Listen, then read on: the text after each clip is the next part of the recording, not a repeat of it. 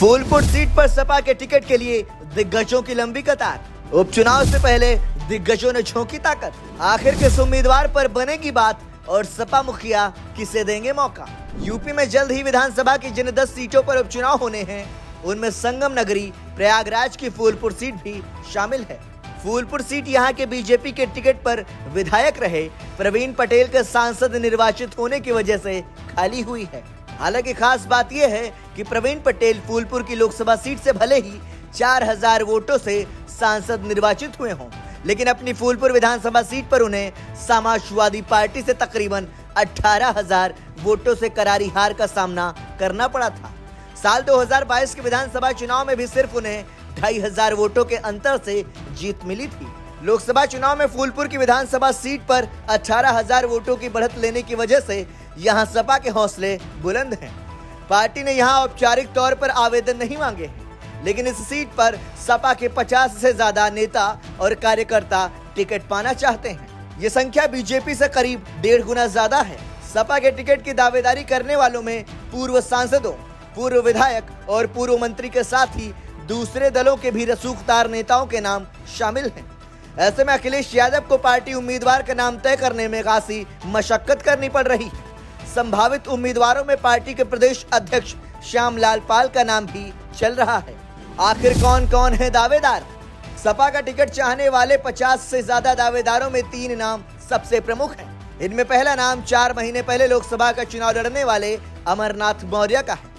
Phulpur seat पर 18000 वोटों की बढ़त हासिल करने की वजह से ही उनकी दावेदारी सबसे मजबूत और पुख्ता मानी जा रही है। वह इस सीट के जातीय समीकरण में भी पूरी तरह फिट बैठ रहे हैं। अमरनाथ मौर्य संभावित प्रत्याशी के तौर पर पूरे दिन यहां सक्रिय भी नजर आ रहे हैं। दूसरा नाम 3 बार के विधायक रह चुके मोहम्मद मुस्तबा सिद्दीकी का है। 2022 के विधानसभा चुनाव में उन्हें यहां सिर्फ 2500 वोटों के मामूली अंतर से हार का सामना करना पड़ा था। विधानसभा चुनाव में हार के बावजूद क्षेत्र में उनका लगातार सक्रिय रहना और कार्यकर्ताओं के बीच सम्मान उनकी दावेदारी को और मजबूत कर रहा है।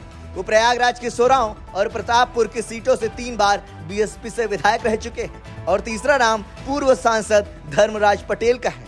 वह 1999 में फूलपुर सीट से सपा के टिकट पर सांसद चुने गए थे। यहाँ यादव और मुस्लिम वोटरों के साथ ही कुर्मी वोटर भी निर्णायक भूमिका में हैं। हालांकि बीच में कुछ दिनों के लिए वह सपा छोड़कर कांग्रेस में शामिल हो गए थे। इसके अलावा सपा के प्रदेश अध्यक्ष श्यामलाल पाल भी फूलपुर विधानसभा सीट के ही रहने वाले हैं और यहीं के वोटर भी हैं। अभी वह किसी भी सदन के सदस्य नहीं है। पार्टी उन्हें जल्द ही विधानसभा भेजना चाहेगी। हालांकि इस बात की उम्मीद कम ही है कि पार्टी उन्हें उम्मीदवार बनाकर कोई रिस्क लेना चाहेगी। पार्टी रणनीतिकारों का मानना है कि उन्हें विधान परिषद भेजना ही ज्यादा ठीक होगा। खुद उम्मीदवार नहीं होने की सूरत में वह सभी 10 सीटों पर प्रचार के लिए पर्याप्त वक्त निकाल सकेंगे। ब्राह्मण और यादव दावेदारों की भरमार।